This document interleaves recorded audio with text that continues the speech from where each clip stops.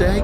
And of course, we're going to continue our talk on chases. All week, we've been doing chases Monday, Tuesday, Wednesday, and of course, today and tomorrow's show as well. But today, because it's Third Pillar Thursday, and it's kind of one of my favorites, we're going to talk about, we're not just going to talk about, we're going to create some memorable and simple and hilarious and dangerous and just all around cool encounters, obstacles, hazards that you can come across in your chases as you're going through your RPG games. And we'll probably break it down into genre. So, so one fantasy, maybe one kind of modern, maybe even Victorian, and then we'll do one that's a little bit more for the future. But I did want to give a shout out to the Two Keys. Scott posts, this link was tough to find.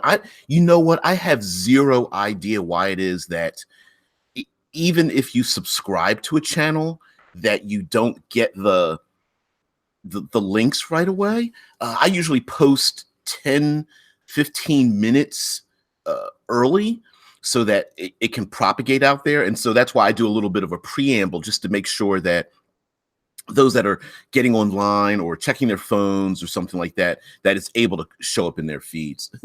Run, you fools! Yeah. What a great Lord of the Rings chase scene. In many ways, Lord of the Rings was a big giant chase, try get to Mordor. Of course, Elrond didn't help out any. Could have pushed the ring and whoever was wearing it right into the volcano. But nah, we're elves. We don't do those things. We're just gonna step aside, not tell anybody that the ring is out there. And when someone finds it, it's just like, oh, we gotta go, guys. This is the land of men, no, whatever. Elrond, Mr. Smith. Yeah, Scott says, why not fly? Homie has giant eagles. Listen, airfare's expensive. Didn't want to waste it. Sometimes you need like the cardio. It's leg year. You gotta work on those thighs. That was the whole point. You got to teach these young kids a lesson. Bruce says, it seems like YouTube is trying new annoying things. Yeah, I'm not at the top of their subscriber analytics. And so someone like myself gets bumped to the bottom or doesn't even see the surface versus far more popular individuals or companies. And they'll bump up in the analytics stream. Now, if I had 300,000, 800,000 subscribers or something like that, I guarantee you I'd show up in people's subscription feeds that have zero intention of wanting to watch any of my videos, but they'll show up because those are advertising eyes. Yeah, that just seems to be a thing. Bruce says, look, Scott, it wasn't fiscally or environmentally feasible. the Eagles, yeah, they gotta. We want to protect the giant eagle rights and think about their feelings. Do they really want to carry, 3 hobbits on their backs? Not really. Not if you ask them. If you sat them down and said, maybe they didn't want to be responsible. Prue says, okay, I'll stop yelling now. Yeah. By the way, Prue, inadvertently, you came up with next week's subject, which I hadn't talked about before. Next week's subject is going to be art and the arts. Yeah, they were on strike. Yeah. I don't work for bird food, bird seed, whatever. All right, so in the chat, one last thing before so I get this preamble the hell out the way. One last thing. I haven't brought it up very often, but maybe I should. It is down in kind of thought of in the doobly-doo, but I thought I would bring it up here. Every D6th and D20th of the month, we release an adventure, a $1 adventure. Each of those adventures has a variable in it. So there's like a handful of hooks and goals for the PCs, a couple of threats, changes, whether it's the threats could be creatures, it could be the environment. Changes are a way to extend the adventure or modify the adventure for your particular environment and to use them over and over again. So essentially they are 3 to 4 pages long, micro adventures. You could link them all together if you want to, but essentially they are micro adventures. And the micro adventures come out twice a month on a D6 and D20th. D6 because it's a classic, you know, regular cubic die, and then a D20th because I am a contributing writer at Critical Hit Publishing, so Critical Hit releases these. Myself, Alex, and Rob, we get together, we sign them, and we have a number of them on Drive-Thru RPG, where we sell all of our PDFs and our print on demand books. All of these are PDFs. That's why they're $1. And the very first adventure, The Bridge of Death, is pay what you want. Essentially, it's free, but it gives you an example of what each one is about. And we have a number of them available. The Bridge of Death, they're located under adventure keys. They are called adventure keys because you're able to take the keys and unlock your brain, unlock the adventure. But there's The Bridge of Death, The Sunken Jungle is available. Ghost Stones, The Shrine of Azathoth, The Old Mill, The Two Brothers, The Tourney, The Soaring Spire, and The Forgotten Barrow are all available on I'm about to say on Drive-Thru RPG. Wow, my brain is just going. So just wanted to bring that up. So let's get into the nitty-gritty. Hey guys, there we are. Oops, no, chat, don't go away. Yeah. Foolish Kiwi sounds like a week for me to contribute to.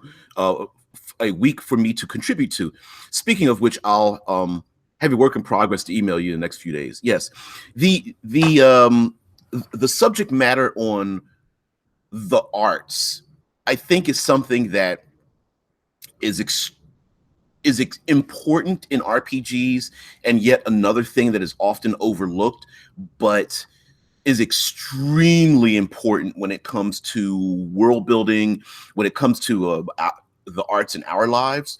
And it could be anything from music, dance, poetry, monuments, architecture, fashion, all of those things. So yeah, Prue says, how come you don't do a short video about each as you release them? For visibility, not enough time. I thought about doing that. I didn't want to over advertise, I guess, would be a way. You know, it's like, oh, what's this guy, you know, self-promoting himself yet again, you know, speaking out of his ass, always, you know, talking about himself. And I tend not to want to do that. So maybe I should change my mind about that. Those would be very good for the weekend releases, for the verbal component. Maybe I might do something like that, or I don't know, maybe do a playlist of the whatever. Yeah, I'll think of something. All right, so boy, we're 10 minutes into, we haven't even talked about the subject. Okay, chases. Yeah, Prue says, it's twice a month, man. Yeah. Oh, by the way, guys, Prue has a podcast about dancing. So there you go. Bam. Promote there in your face, or ear as it may be. And that is the thing that came to my mind about the arts, and how many times Scott Poe says YouTube is all about self-promotion. Don't shy away. Yeah. So the idea of the arts, to me, just it made me think about the fact that there are people will kill you if you tear down the thing that makes them who they are. It could be a religious institution. It could be burning a book, ripping up some artwork, tearing down an important building or piece of architecture, or even dismantling something. Yeah, Prue, what is it? Type it up in there. I know you can't put the specific link, but put in the title of your podcast and then let us know where we could possibly find it unless it's just available on, most podcatchers.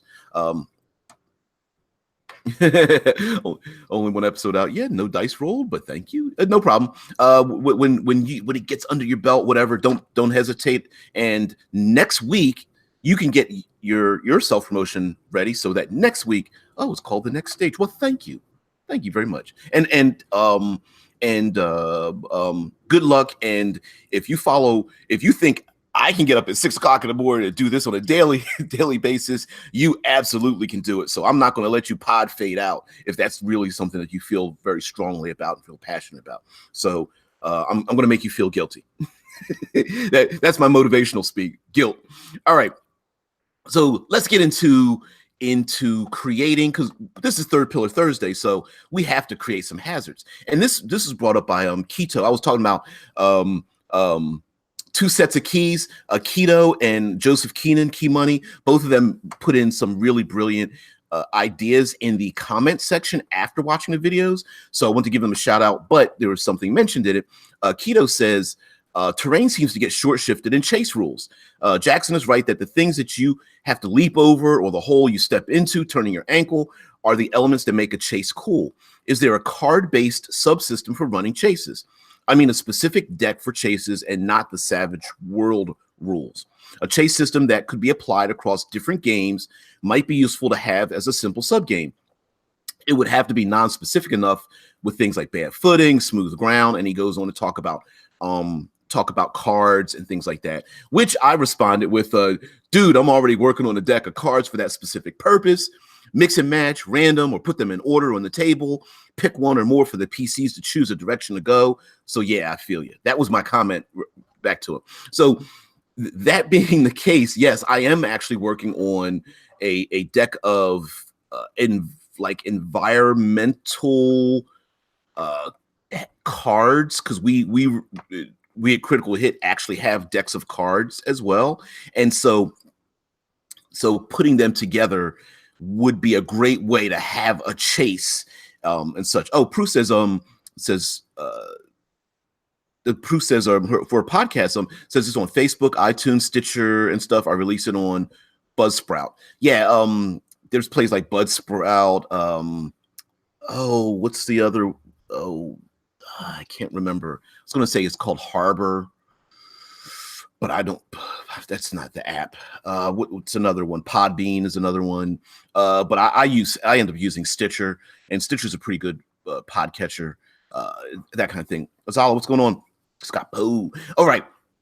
So some of the hazards we can come up with, and the way you display your hazards can really can be very telling in terms of what you want to do for your hazards. So let's come up with a way on how we can use them at the table, and then we're going to make up some. So one method is literally each round you have a randomizer. So for example, I'm going to bend away from, sorry. There we go. Dungeon Master's Guide. SoundCloud is pretty good too. Yep, SoundCloud absolutely has a ton of podcasts and escaped pods, whatever. The Dungeon Master's Guide has a set of chase, not necessarily rules. Yeah, I guess you'd call them rules. A chase system, chase complications. What page is this? 253. Starts on the bottom of page 253, but the tables go on to both of the tables go onto the next page. One has like urban and the other one is wilderness. It's pretty generalized, and you roll a d20, and essentially they have 10 each, right? You roll a d20, and if you roll anything from 1 through 10, you come up with some kind of complication. 11 through 20, you don't have anything. So sure, you can get a little bit. I believe the reason for that is there's basically a 50-50 chance of having some kind of complication happen during your chase, especially if it's each round. It might seem a little bit gonzo if there's always something happening every round that's bizarre or what have you. But sure, you could just say each round this is going to happen. Now, the way they do it basically is that you just roll a d20 at the beginning of each round, come up with the complication. If there is one, there's a 50-50 chance of having one, and then deal with it as such. But you can absolutely do a Pathfinder system where you have a dual track. So each round you have two variables and two situations, two randomizers, and then you use the people chasing can choose to go down one specific track, because we mentioned earlier in the week, like pushing your way through the crowd in the crowded marketplace, or you can run across the rooftops, right, and across the tents and things in the marketplace. You could try to make your way, down the raging river, which is faster but probably more dangerous, or make your way through the thick, the thickets and the brush that's on the shoreline. And so there would be different variables for each, whether it slows your movement, you have to make a strength roll to push through the thickets, you have to make some kind of athletics check to swim, keep your head above water in the raging river. And if you fail in the raging river, although it takes you faster away, maybe you can possibly become stunned by knocking your head against a rock. But if you're in the thickets, maybe the only complication there is that it halves your movement or reduces your movement to zero as you try to hack your way through it. Zala says, "Nah, there's a flood. Nah, there's a flood. Now there's a firestorm. Now there's ice giants in the road. Oh my." Yeah, you can get, now it depends on how you do it. Now I will even say this, that right here, let's use the finger to point so that we have a place here. It says designing your own chase tables. And it specifically says the tables presented here don't work for all possible environments. A chase through the sewers of Baldur's Gate or through the spider web filled alleys of Menzoberranzan, if I'm pronouncing that right, if anybody knows how to pronounce that, might inspire you to create your own tables. And of course, if you have tables or cards or charts or something that you create, you can actually flavor it for your own. For example, if you're in the queen of the spider webs, Drow City, instead of thick brush, it could be entangling spider webs instead. Instead of coming across rabid dogs in the street, maybe that you come across a swarm of spiders or something. So I would absolutely positively reskin those things. So one of the things we want to come up with are, I would say, let's come up with 3 levels of like encounters / hazards. And they can be, combat encounters, because in a chase, you can come across things that you need to fight but you really don't want to be involved in a fight. You just want to get past them. So maybe you're in an urban environment. So let's go with fantasy, and you're in an urban environment, right? There could be guard dogs or rabbit dogs or hunters that have dogs, and you may have to have the choice of attacking the rabbit dogs as you round the corner and go down the alleyway, but getting into a conflict with them and slowing down to do so, although you may be able to dispatch them, may slow you down, as opposed to running and dashing past them, and maybe they give chase after you for 1 round, or maybe they're chained up and, it's the classic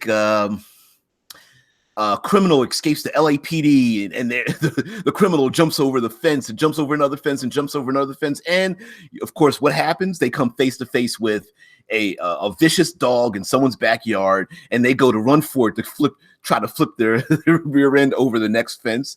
And that's exactly the kind of encounter, right? It is a combat encounter, but it's like, I don't want to get into a fight. I don't want to get bit by a dog and get bit on my ass. I'm going to try to outrun this friggin' dog and get the hell out of there. And it may or may not even be on a chain, right? It might be on a chain and you don't realize it, that you have to shimmy your rear end up against the fence line to get to the other side, or friggin' just get you jump over and you just make a run for it. You're like, I don't care. I need to get the hell out of here and just outrun them. Prue says, talks about her podcast. It's an interview-based podcast about dance, so completely unrelated to tabletop RPGs. I disagree, or I don't disagree with the podcast. I disagree that dance has nothing to do with tabletop RPGs, which is what I'm thinking about. Yeah. Oh yeah. Yeah, you guys talking about the podcast and have an interest in Middle Eastern dances. Yeah. Prue says it's always a good time to see how your PCs handle guard dogs when they don't have much time. And sure, right, the combat doesn't necessarily need to be lethal, but it could be a combat, right? They have to. My brain is just farting right now. I can't think about the rules and getting past something that is in your way. It's based on, your size, and I know like smaller creatures like halflings or something can easily go past other creatures, and then there's opportunity attacks and all that kind of stuff, right? So it could be that the PCs may have to open themselves up to attack by running past, say, the guard dogs, but that's the choice they have to make. No, it's the choice they may choose to make in order to get ahead of or get away from something that's chasing them, or to get to cut through the alley or the fence line or something like that, cut through the neighbor's yard to get ahead of the enemy. But then that might leave them open to attack, right? And I always bring up the classic barbarian that can kill everything. Maybe the barbarian's like, look, I'm not bringing out the battle axe and killing these poor dogs. They don't have anything to do with our chase. If they bite me, whatever, I'll just brush it off if I can. You know what I mean? Foolish Kiwi says, plus the guard dogs aren't just scary because they're teeth. They're also basically an alarm to alert all the big baddies. Hell yeah. So if the PCs are trying to be quiet and the guard dogs hear them and they start barking, there goes that quote unquote disadvantage on stealth, or maybe no disadvantage at all. They start barking, the guards know where you're at, and you're like, oh man. So I can get 2 spaces ahead if I run through the guard dogs, but so that puts me further away, but now they all know where I'm at. And so even the PCs could say, hey, you're the fastest one. You go that direction. We're going to go the other direction, right? Yeah, and Rickard says, and to be honest, as a DJ for partner days, you can see a lot of things in common between how I approach DJing and DMing. Oh, DJ. See, that has a lot to do with, I'm always thinking about bards and stuff. Yeah, okay. I'm gonna hold on to this information. That's going to be next week. Yeah, that's definitely going to be next week. Okay, so let's think of some fantasy urban hazards. So we talked about dogs, right? Dogs could be sitting next to hunters that just came back from a good hunt. They've got rabbits or deer or something, over their shoulders and whatnot. There could be actual guards and their guard dogs hanging out, or just sniffing around for they're sniffing around for spell components in the pockets of the sorcerers and wizards and such, trying to smell that bat guano. Yeah. Oh, sweet. Scott Post says a homeless camp would be a good obstacle course in the city, especially. And imagine you can give options to navigate through it. So, hey, you can use athletics to get through this, but they're going to be pissed off. Or you can use your charisma attempt to say, hey, sorry guys, and try to like weave your way through the homeless city encampment that doesn't upset them. And you might even give some like disadvantages if you're like noble born, they could probably smell it on you, you know what I mean? But if you're like a street urchin or like a hermit or something, like they can kind of tell, even if you're dressed good, like they might be able to kind of tell, like we have a little something, like the way you talk, the way you act around them. So that would be really cool. Scott Post says tents, cooking pots, piles of collected junk, a pickpocket, drunk, angry guys. Yeah, drunk, angry guys wanting to fight. They can't, what maybe possibly they do a hit point of damage if they punch you even. More or less, they're probably just going to slow you down while they're like, hey, get out of my way. knocking over piles of junk and cooking pots and things will make a lot of noise, maybe even start a fire. Collapsing tents on people might be a thing. It may maybe like there's like clotheslines or something where they're hanging up their old tattered clothing. Maybe that might blind someone running through and they fail their navigation check to get through it. Yeah, Rickard says you could say we've been dancing around the topic today. Hell, you could hey, if you're in a noble get together, it could be trying to run your way through a giant dance party, right? And so don't believe you me, I can always find a storyline in this. Don't you worry about that. Yeah, Bruce says all kind of camps are cool. Good one, Scott. Yeah, homeless camps also could be, depending on what you do, where maybe you throw some coins down or you give somebody a nod and wink, or maybe somebody says something or makes a gesture and thieves can't. And so the homeless, maybe if you're running away from the authorities, the homeless camp could become more of an obstacle for the people behind you, depending on how the PCs judge everything. Or hell, maybe there is a noble PC that opens up a pouch of silver and copper, opens it up and just dumps it out and just keeps on running. And then you see everybody starting to gather around to get the coins, and the guards are like, get out of the way, that kind of stuff. Yeah. Yeah, Rickard says some could try and grapple you to talk to you while you're drunk. Absolutely. Prue says some of the homeless will help you get away for their own reasons. Yeah, maybe a little graft, like, hey, I'll help you. I helped hide you. Now what about me? Maybe even covering up the PCs in like tarps and homeless clothing. Very quickly grabbing some items and whatnot. Maybe a PC who's really good at deception tries to use it to snatch some items and appear like they're homeless, and slows down and just kind of pretends to stumble, limp away to get away from the authorities or something like that. That would be awesome. If the homeless are homeless because of the city, they might be willing to interfere subtly and trip a guard or something. Hell yeah. Yeah, especially if you're like a PC that's got that, like I said, you give them the nod, the wink, the little head, like, yeah, what's up? Yeah, you know what I mean? Foolish Kiwi say construction or a festival could also provide a lot of chaos hazards. Everything from a band of bards to dancers to champagne corks and slippery spilled drinks. Yeah, absolutely. Like that's a huge trope too.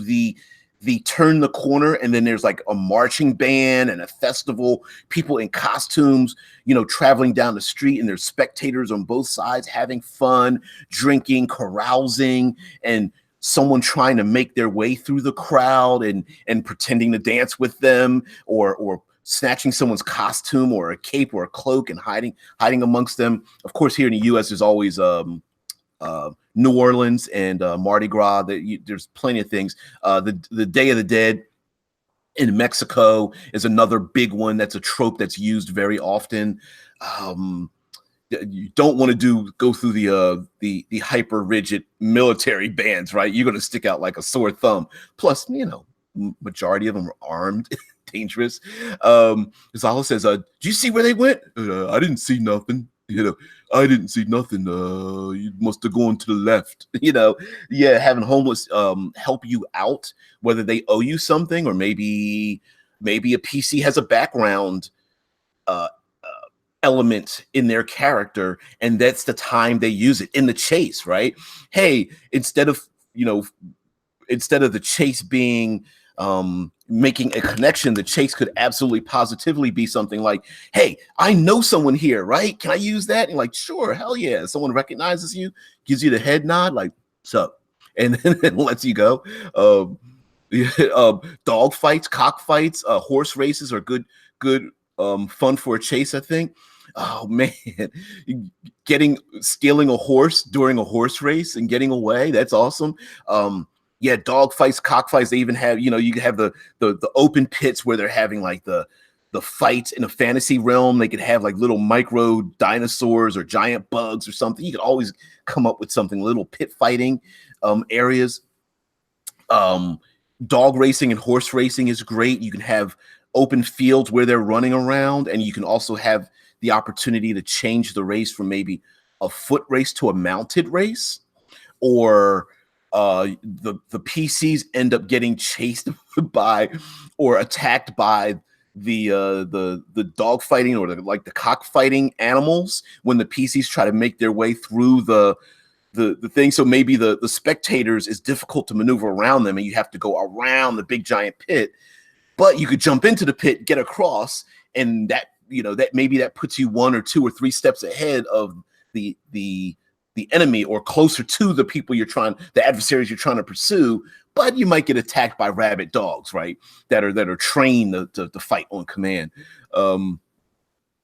Yeah. Oh, fire. Oh, festivals, jugglers, fire breathers, acrobats, contortionists, magicians, and of course, the bardic bands, like you mentioned before, bardic bands, people playing music and such. Yeah, that'd be really awesome. Flutes, the wagons being pulled by, if it's like more ancient times, pulled by horses, or modern day pulled by trucks or something with like flowers all over them and people throwing out candy and whatnot. Ooh, ow, Scott says cool. Or cockatrice fights, blink dog fights, make it D&D. Oh, blink dog fights. Oh, they're too good. I mean, they could be forced to fight. Hell yeah.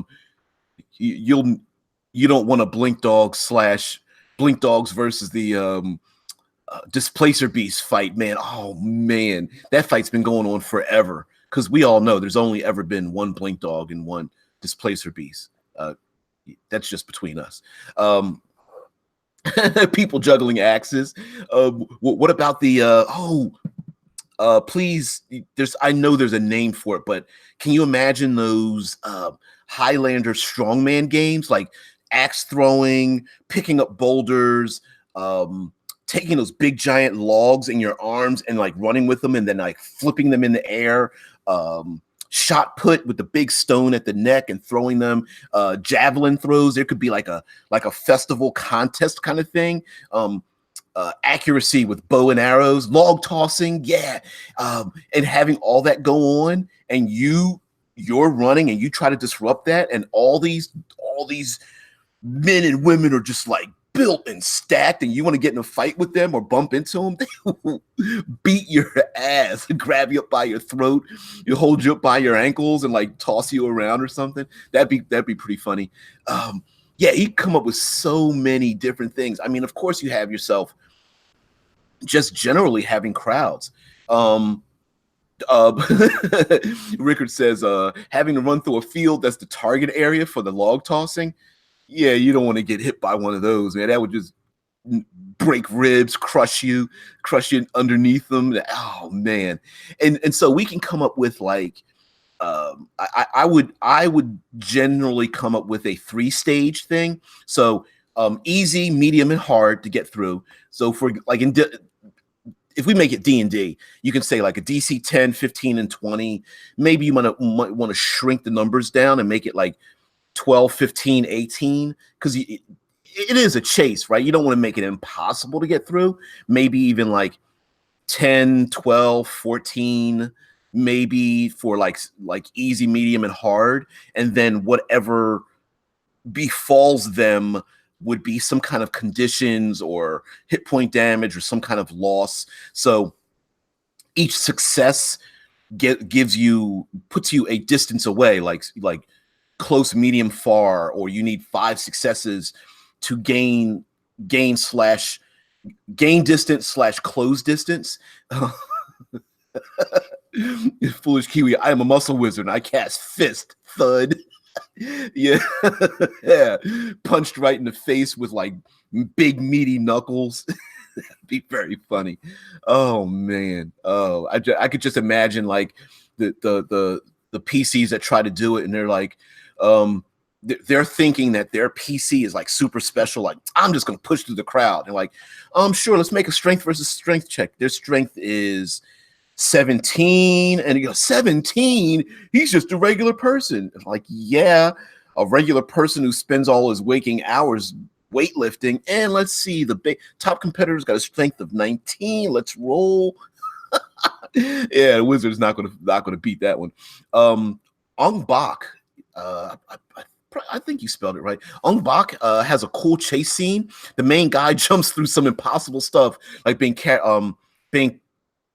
like having a carried, I see what you're saying, like being carried roll of barbed wire, right? There's a big roll. If you sing Ong Bak, Tony Jaa, Jaa, jumps through feet and head first. He like crushes his body down to jump through a roll of barbed wire. It's like, yeah, it's a parkour style. Maybe the chase is a low number, except to the PCs who say they go for shortcuts with a DC. Right. Yeah, the absolutely great chase scene. So right, so what Scott Poe is basically saying is like, you could say, okay, you can take the safe route, but if you take the more dangerous route, you'll get ahead. Like you can shoot ahead and gain an advantage, and that's absolutely a possibility too, right? The PCs could say, well, I'm just going to take the safe route. I'm not going to push people over through a crowd. I'm not going to drive my car through the nuns taking the orphans across the street. There is like a Schrodinger's cat kind of thing where you always see someone with a stroller, but if a car actually hits the stroller, it's really filled with like collected recyclables or something like that. Yeah, the Ong Bak's a great flick too. Is that the same one where they steal the elephant and he takes the bones of one of the dead elephants, breaks the bones, and uses them as sharp knives, and he basically breaks every bone and cuts every tendon of like the 30 guys he's fighting. Oh, sweet scene. Oh man. Sorry, taken away there. Yeah. Oh, that warms my heart. Yeah. Different. Oh, the Protector. Tesla Rangers is a different movie. I think it's The Protector, maybe, or it could. Titles get changed when movies get taken from one place to another. Yeah, Ong Bak and The Protector, two different movies. Yeah, the fight scenes are real fun, and a ton of chase scenes too as well. There's a chase scene where he's getting chased through a warehouse and runs up a glass paned wall, does a backflip when an ATV then breaks through the glass underneath him. He does a backflip over top of the ATV. So I mean, if as a game master or GM, you're really willing to, if you want to do something very cinematic, and you're willing to allow your descriptors to not be limited by your die rolls. So a simple die roll, make an acrobatics check to get from A to B, and then you allow your players to describe how they do it. You can really have a ton of fun. Oh yeah. As Alice says, a lot of Jackie Chan movies have cool chase scenes. Hell yeah. A lot of them, most of them have really cool chase scenes, and a hell of a lot of things that happen when chase scenes go wrong, especially at the end of the movie where they show you the outtake. So you can throw a lot of those in there. And some of the drawbacks to a chase scene could be the twisted ankle, the busted rib, the getting stunned, the concussion, the blinded by being covered over with something, the being twisted and turned and confused by something, being blocked from traveling down one path and being forced to go down a more difficult path. Exhaustion is another one. Just losing time. Maybe someone tries to leap across a large expanse, across a rooftop, or jump from one car to another, and they make it, but not by much, or barely make it. And so it's the hanging by the fingertips kind of deal, where there's a danger that they may fall, kind of like it's like a permutation of a death save, where you have like you have up to three opportunities to suffer a drawback, and on that third drawback, nope, you fall off the train, you get trampled by the herd, you try to jump across from rooftop to another and you fall down an alley, you are grabbed by the authorities. You could make that the win-loss, right? Mechanic where you tell your PCs, if you fail these, you fail up to 3 or 5 or whatever the number is, whatever the win condition is. But if you fail, you will get captured. That is what happens at the end. You will get captured. You're like, well, my character's strong and fast and quick. No, yes, but if enough people with the right equipment and enough motivation can grab you and hold you down, no matter what your strength is or what your capabilities are. And so that's what this race is about. If you fail, you're going to get caught. We have Mission Impossible and Bourne stuff, basically one big chase scene. Hell yeah. Even the Mission Impossible movie no one likes, which is number 2, directed by John Woo, is a great motorcycle chase scene where he does the endo, where you take the motorcycle and you hit the front brake and the back end lifts up, and he does the front end endo, spins around and unloads the pistol into one of the chasing vehicles and it explodes behind him or whatever. So you can have a ton of fun with driving. Basically, I know Azal is going to have to, since the Death Race movies, the Blood Drive TV show, never saw that. It's all about races. Mission Impossible and the Bourne stuff, which is great. Rickard says, just to throw it out there, you can have a chase scene be not from or after something, but a chance to get to somewhere first. You can even have some parts that could be fights with the other group. And I brought that up, that a chase doesn't need to be getting away from something or chasing after something. It could be everybody's trying to get from A to B, whether it's a bomb's about to explode, any survivalist movie, right? A tsunami is about to hit the shoreline and you're trying to get to high ground. A plane or a helicopter is about to crash and you need to get to safety, right? You need to get behind cover before it impacts. A nuclear bomb goes off and you see the cloud go over and you're trying to, jump down into a hole before the blast, the blast is 50 miles away, blasts over the landscape and knocks you down or something like that. All the Mad Max sandstorms, we brought that up as well. The driving into the sandstorm, it's the pirate ship that's navigating away from or even into a storm and whatnot. So it could be just where you have to get one place, you want to get there first, or you need to get there to get the safety. And of course, you can mix and match all these things, right? There could be adversaries that are all everyone's running from the erupting volcano, but you're also having a fight with people at the same time. And it's I don't want to stop and get in the fight with them, but they're attacking me from behind, or we're literally running together and we're all trying to get to the same place of safety, but we also don't like each other. But I don't want them to, it's I don't want the guards to die. They're just doing their job, but they're also trying to arrest me. So do I grab a guard that tripped and fell and pull them into safety while at the same time they're trying to, handcuff me in a modern day, or they're pulling their pike or whatever and telling me that I'm going to go to the dungeons? That can have you can have a lot of fun with that as well. And I also thought about the fact of having a horror chase, not just horror movies, but suffering, madness, short-term, long-term, indefinite madness, using D&D terms, or despair using, critical hit terms, in a chase. I'll bring that up in a minute. I'm going to go to the chat. Foolish Kiwi says, also as a DM in general, if it's a vehicle setting, I personally allow spells that would normally only apply to another creature, their mount, to their car as well. Stuff like blazing forward, leaving a trail of fire. You know what? And what a great way. Thank you, Kiwi, for bringing that up. What a great way to reskin things.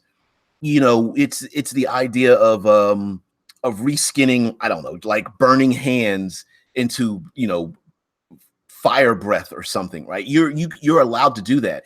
I know that there's a arcane archer archetype, but I used to let players if you let your range spells, your magic missile looks like you're drawing back a magic bow. I don't care what it looks like. It does the same thing. Let go for it. So reskinning some of like spells, whether it's psychic powers or cybernetics or whatever the game system is, but you apply them to vehicles is super sweet, right? Like if you leave, it's the classic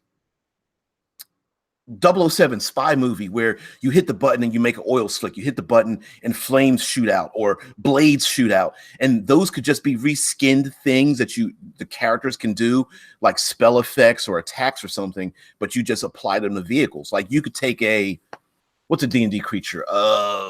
Dragon turtle, right? And you could just make that turn it into a construct and make it a tank.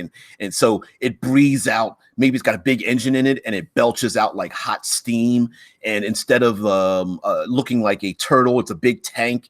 And instead of a tail, it's a big chain with a spiked ball on it that can knock down walls. And instead of like the dragon's face with biting down, maybe they're just blades that can cut through tree lines. And it can also cut through individual, like armies sitting around. Like you can reskin so many things and turn them into stuff. Oh no, guys, come on. That is so kick-ass. First of all, Rickard says it does give you the option of creating obstacles for one or more or other groups, but at the same time, you lose time as well, right? If you fail to get through an obstacle or you somehow pick an obstacle, the harder the obstacle, I would say the greater the benefit to get through it, but you might lose a lot of time if you fail. But Foolish Kiwi says a beholder would make the most badass tank. Oh my God. Yeah. Yeah, a big old hover tank that's got like a ton of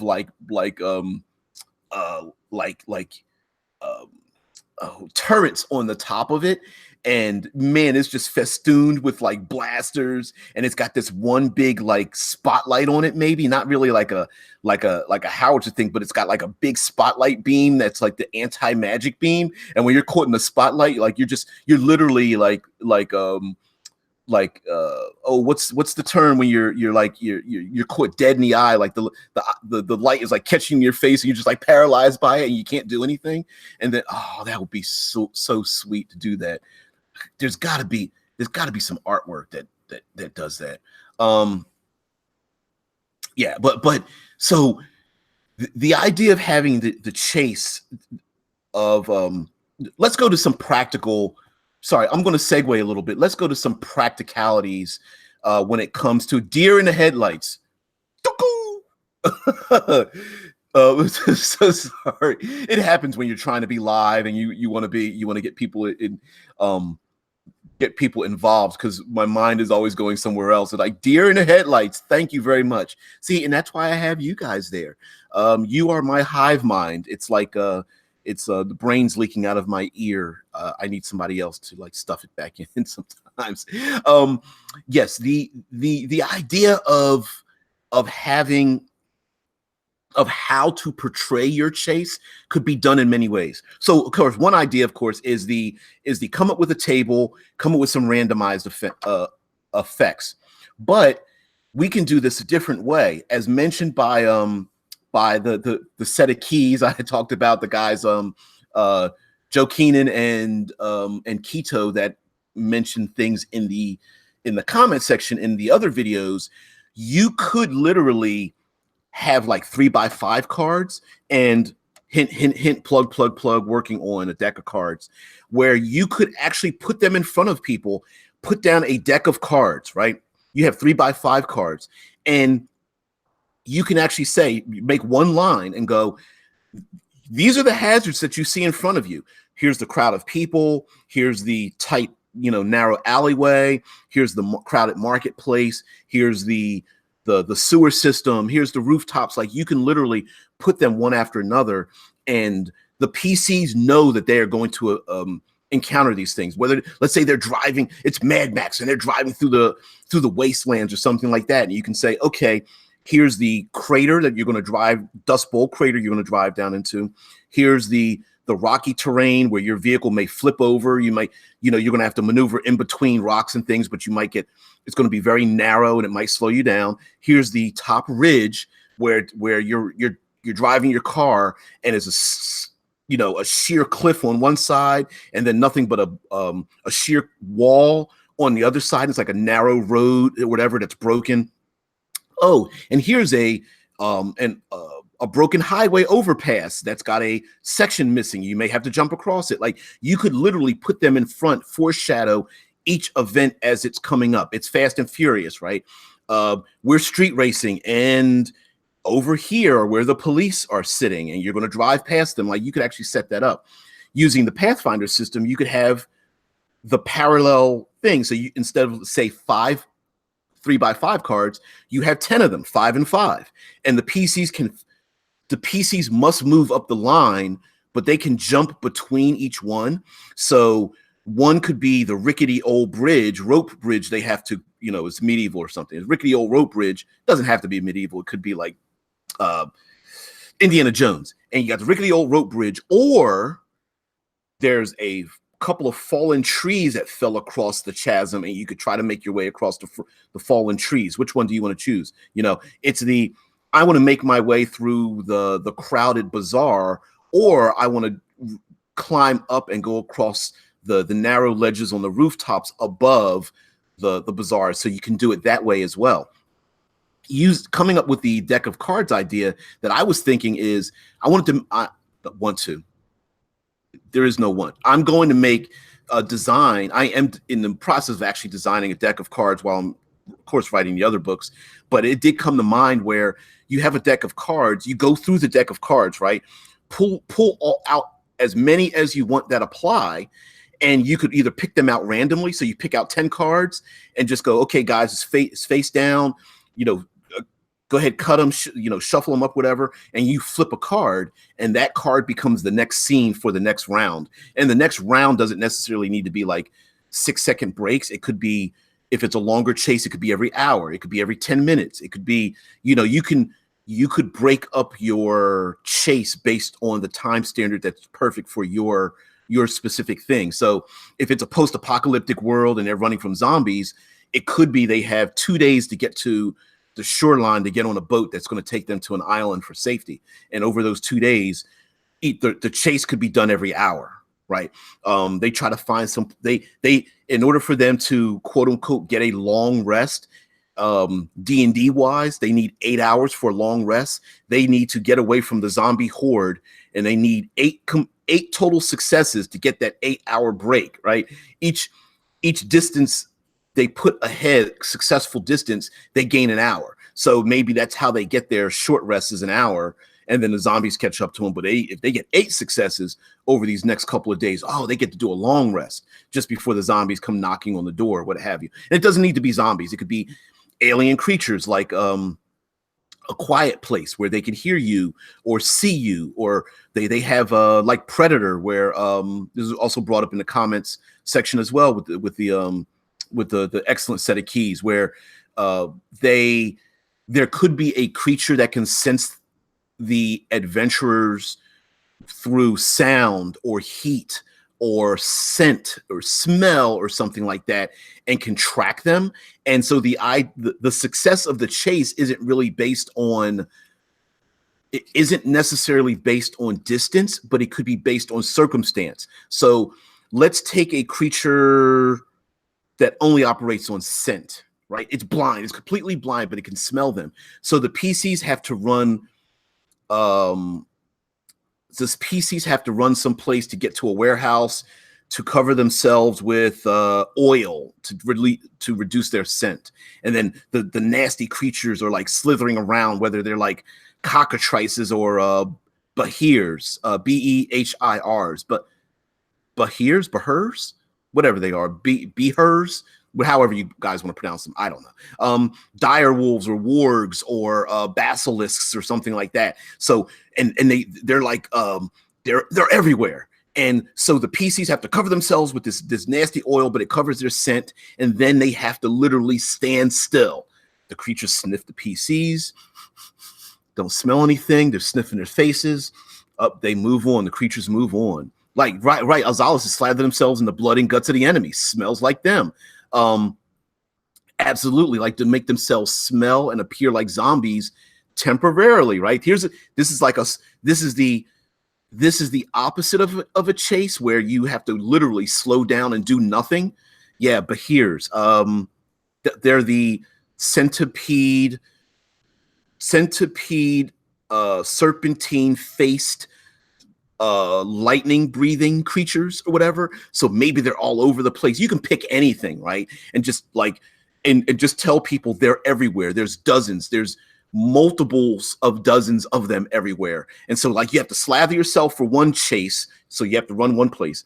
Then once they go away, now you've got to run your place to maybe a place that's a high peak, like a tower. And so the PCs have to run away from them, climb up the tower, and they surround the tower. And then from there, they have to maybe slide across a zip line to get to some kind of wagon, or modern day, get to some kind of vehicle that can take them drive them, fast away from these creatures. And then maybe that the vehicle only has a little bit of gas in it. So now that they have to go some other place, so you could have a fast, slow chase where it's like bursts of speed and then it slows down a lot. Prue says, I generally like randomizers in my games a lot. And that's a really good way where I'm thinking like a deck of cards, like 60 to 80 cards. You pick out the cards that you want, you randomize them, and then you can place them down. Or you don't randomize them at all, right? You literally flip them up in front of everybody and go, here's one track, here's another track, here's a third track. Pick which direction you want to go. And the PCs are like, oh man, the players are like, that's dangerous, but that's going to, it's the chutes and ladders we mentioned the other day, right? I can take this direction. That'll get me far faster ahead because my character's not tough.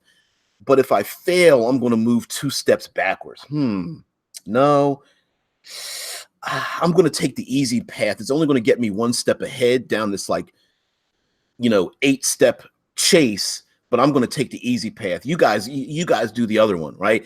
And then you have the PCs amongst themselves can choose, right? My PC is very agile, and I can take track number 1, but my ally stumbled and has got moved back 2 spaces.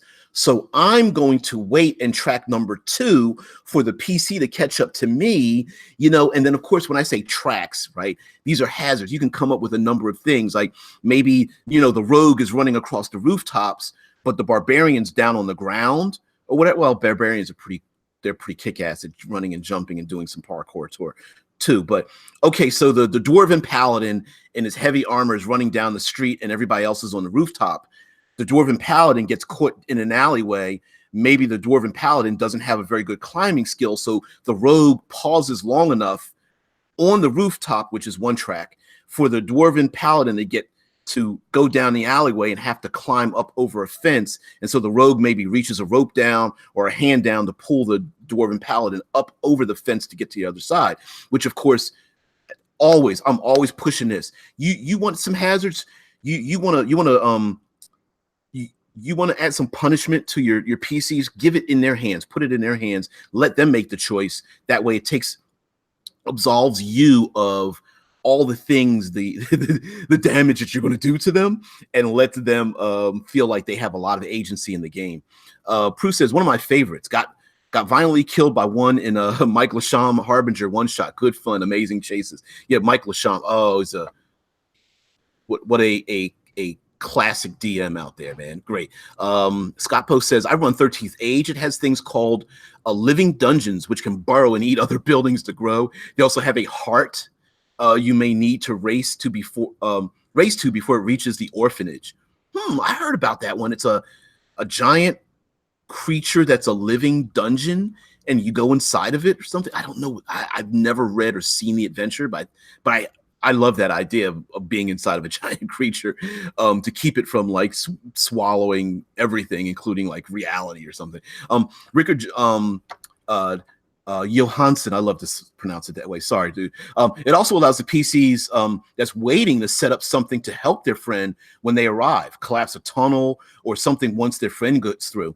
Yeah, that sounds like brilliant, Scott. Sounds like brilliant fun, Scott. Yeah. Well, Rickard brings up the point of, right, like if a PC is 2 steps ahead and they wait for their ally, and maybe they're being chased by whatever adversary creatures or something, maybe the archer that runs ahead now has a chance to pick up like a sniper's position, because they have the opportunity to have enough distance and preparation to help their friend out. And again, that's player agency, right? It's the hey, there's barrels of chemical. When my friend, the ally, goes by, can I knock the barrels and crush the barrels and let it spill the oil out, or the acid, or the flammable liquid, and then ignite it on fire while my ally goes by? And of course, the answer to that, of course, is always a yes, even if I had no intention of it being used that way, right? It's just doing those things. So yeah, Third Pillar Thursday, of course, dealing with the running and chases and such. I know I preambled quite a bit in the beginning, just talking about the adventure keys. They're each $1. I'll probably do some videos, kind of. And you guys kind of said, do some self-promotion or whatever. So I'll probably do something like that. This channel is going to end up going 7 days a week, because I'm going to have some pre-recorded material that's going to go Saturdays and Sundays. So essentially Monday through Friday. I will not be live on the weekend. Sorry, I need some time off. But those are things that will be there too. Rickard says, makes for some motivation for the players to split up too. Yeah, especially if maybe one player is a decoy, like, hey, I'm going to lead them down one track, and then another player is like, hey, I noticed 3 steps ahead there's something we can use to block the other track. Like, if I go ahead, I can get like a vehicle and then maneuver that vehicle in the way of somebody else as they're trying to get to you. Or I can get ahead, set up something to take out the bridge that's going after you. So yeah. Bruce says we all preamble a lot. Let's just admit that. Yeah, before you're getting to the nitty-gritty. Love you, babe. So yeah, we've hit the hour mark, guys. Thank you very much for joining me. We, of course, tomorrow is Future Friday, and in Future Friday, we're going to talk about anything and everything that's science fiction chases. Of course, they're going to be starships. Of course, we're going to have chases through space habitats, zero-G, re-entry surfing. I don't know what re-entry surfing would be like, but it sounds really cool. We're going to do all of that. Foolish Kiwi's like, I stand my beholder tanks till death. This is a beautiful boy. Squirrel? Tank squirrel? What are you talking about? Whatever, you stand by. I still think a beholder tank would be sweet. I just think, oh my goodness, there's so many. You could turn, hell, a Tarask could be like time travel chases, interdimensional chases, wormhole chases, transport chases. Oh yeah, definitely part with a Future Friday. Hell yeah. Squirrel. I get. Now I didn't even get that until I got it, and then I was just like, wait a minute. I get it. Squirrel. Oh man, you guys. No, but you could take a ton of creatures and turn them into like constructs and stuff, even if you don't have rules for it. Like, you could just take see here, I'm giving away stuff. I had already had the idea of making rules for constructs and vehicles in Dungeons and Dragons, and then I realized they already exist. It's just a reskin, a renaming of things. So instead of Constitution, it could be fuel capacity. Instead of armor class, it could just be called armor. Instead of dexterity, it could be maneuverability. Instead of strength, it could be lift or carrying capacity. You just call a creature a construct, whether it's a Behir or a dragon turtle, a Tarask, any number of the dinosaur type creatures. What are some other creatures that dragons make great things? Even some of the flying creatures could be aerial contraptions or whatnot, and just calling them something else, and a beholder tank, a beholder hover tank would be just killer. It would just be awesome. I just think that would just be a monster of a construct, a vehicle in a game. If you really want to, if your players know what everything is in your game and you throw that out there, man, they're going to be thrown for a loop. So yeah. So anyway, guys, thanks for joining me. As always, check out Drive Through RPG. Check out Critical Hit Publishing on our Facebook group. I should post there far more often. Go to the Discord channel, which I don't tend to interact with. But if you want to interact with people who are far more brilliant than I am and more collective and more positive than I am, go to the Discord, join that. Like, share, subscribe, get notifications, all that other bullshit that happens in the videos. Do all that because, of course, YouTube doesn't make it simple. But I would really appreciate some of the promotion out there. You guys are a creative engine for me, so I love it. I am still when I'm not doing this, I'm always writing. I'm writing Subterraneans, Forests, Swamps and Jungles. I think is going to end up becoming the same book. Look for a book on liches that's coming out, primarily written by Alex himself. Before I joined Critical Hit Publishing, Alex and Rob were always doing a lot of that writing. I'm helping him write the lich book. I'm helping him fill out the appendix to make random liches, and it's always looking for that. Scappo says, looking forward to the chase cards. Yeah, they're going to be chase obstacle hazard cards that will just be, basically, you can just pick all of them, some of them, half of them for your, oh, it's wilderness, boom, boom, boom, boom. We'll put these out. Oh, it's a city. We'll put them out. It's already been in my head. I'm surprised someone else. I didn't want to talk about it too much because I've only got about 40 of them done yet, and I want to get it's all about layout and how many words, and so many words fit on a card, and making them generalized that they can apply to multiple. Scott Post says my settings heavy with swamps and jungles. Yeah, it's about getting things generalized enough that it can be used multiple ways, but not so general that it looks like it's like no frills. You know what I mean? I don't want to just go difficult terrain. That's boring. Like you really want something evocative, but that's usable in so many settings that people don't feel like there has to be a specific card for my steampunk Victorian setting, but this card does not fit for my slightly modern pirate setting or my I don't know, Bronze Age setting, right? Like I want something that will fit into all of those things. Those are going to be awesome. I'm getting those. Yeah.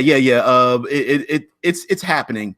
Like I said, when I'm not live, I'm writing, and I write everywhere. I have a book, but thank goodness my wife understands. She gets me these notebooks. Some of them are like leather bound or like just anyway. There's ink pens in all of them. They're all scattered all over the place. I write a ton of notes, then I sit down and type those notes out, and then I use the best creative tool in the world, and that's the delete button. It's a pair of scissors. Overwrite, always over create, and then take those down. Yeah, my creative process essentially is super outlines. The things we come up with, like we're talking, like here we come up with like, here, how about this? How about this? How about this? And so I make giant outlines, then I fill out those sub outlines, and then I just start filling in those blanks and just expanding things. And you can easily hit 20,000, 30,000 words. I can hit that many words if using like a super outline system, which is how I do it. So I live in Simstown, all simple terrain. So Prue says, hope everyone has a nice day. Pet your pets and others, automatically less significant loved ones. There is something ringing. All right, guys, I'll see you later. I'm sure that's the wife. You guys have a good one. See ya.